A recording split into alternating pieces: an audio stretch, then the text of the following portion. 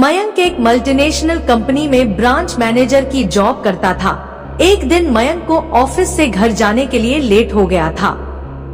सर्दी की मौसम होने के कारण रात भी जल्दी हो गई थी। ठंड भी बहुत शुरू हो चुकी थी। रास्ते में चलते चलते मयंक को अचानक एक आवाज सुनाई दी, रुक जाओ। मयंक वहीं पर ही रुक गया और पीछे मुड़ के देखा, लेकिन पीछे कोई भी नहीं था। फिर से वही आवाज सुनाई दी, सामने देखो। जैसे ही मयंक ने सामने देखा तो उसे जमीन पर कुछ चमकती हुई चीज दिखाई दी।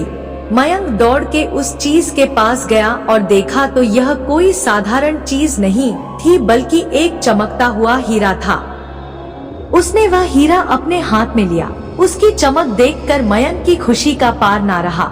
लेकिन मयंक को कहाँ पता था यह कोई साधारण है या नहीं, बल्कि एक मायावी हीरा है। अचानक उस हीरे में से आवाज आई, अगर तुम्हें और हीरे चाहिए तो इस जमीन को खोदो। इस जमीन के नीचे बहुत सारे हीरे हैं। मयंक खुश हो गया। उसने उस हीरे को अपनी जेब में डाला और जमीन खोदना शुरू किया। करीबन 2 फीट खोदकाम करने के बाद अचानक मयंक डर के मारे चिल्लाने लगा। इसके कारण उसका संतुलन खो गया और जमीन पर गिर पड़ा, क्योंकि उस गड्ढे में से हीरे मोती नहीं बल्कि किसी इंसान का कटा हुआ सर मिला। अचानक वह सर हवा में उड़ने लगा और बोला, डरो मत, मैं तुम्हें कोई हानि नहीं पहुंचागा। मैं तुम्हें बहुत सारे हीरे जवेरात भी दूंगा। बस मेरी बात ध्यान से सुनो, मैं जहाँ जाता हूँ वहाँ मेरे पीछे आओ। फिर वह सिर हवा में उड़ा और जंगल की ओर बढ़ने लगा। करीबन 1 किलोमीटर चलने के बाद वह सिर रुक गया। मयंक भी रुक गया। फिर उस सिर ने मयंक से कहा, इस जमीन के भीतर बहुत सारे हीरे मोती जवाहरात छुपे हुए हैं। इस जमीन पे खोद काम शुरू करो। मयंक खुश हो गया और उस जमीन को खोदना शुरू कर दिया। खोदते खोदते उस जमीन के नीचे हीरा मोती तो नहीं मिले, बल्कि उस सिर का कटा हुआ धड़ मिला। उस सिर ने कहा, अब तुम्हें एक आखिरी काम करना है, उसके बाद मैं तुम्हें मालामाल कर दूंगा। तुम्हें कहीं से भी एक लोटा खून लाना होगा।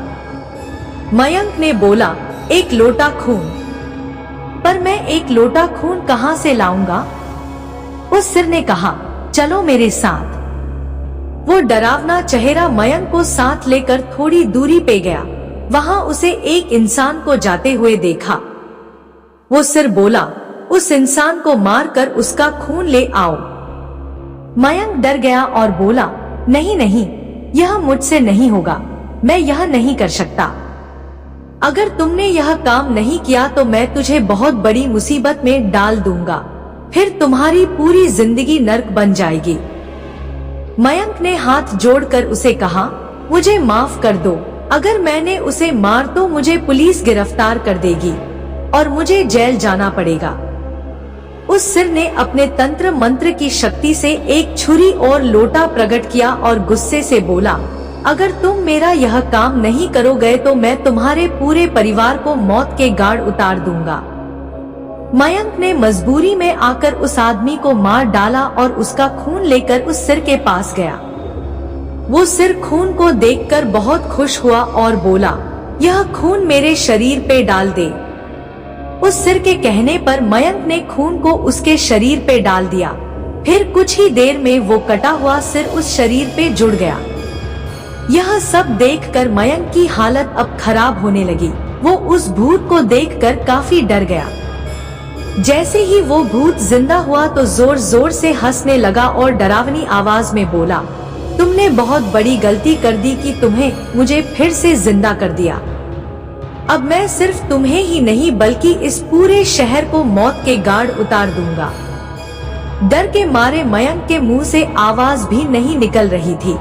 वो अपने जान बचाने के लिए वहां से दौड़ा, लेकिन उस भूत ने छलांग लगाकर मयंक को जमीन पे गिरा दिया और बोला, मुझे बहुत भूख लगी है, अब मैं तुम्हारा मांस खाऊंगा। जैसे ही उस भूत ने मांस खाने के लिए आगे बढ़ा कि तुरंत ही उसका सिर धड़ से अलग हो गया। मयंक समझ नहीं पाया कि आखिर यह चमत्कार हुआ कैसे। जब मयंक ने पीछे मुड़कर देखा तो एक अघोरी बाबा खड़े थे।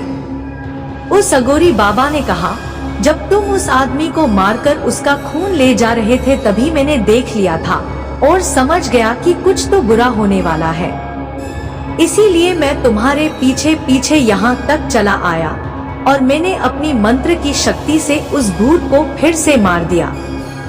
अब तुम निश्चित होकर अपने घर जाओ, अब तुम पर कोई खतरा नहीं है।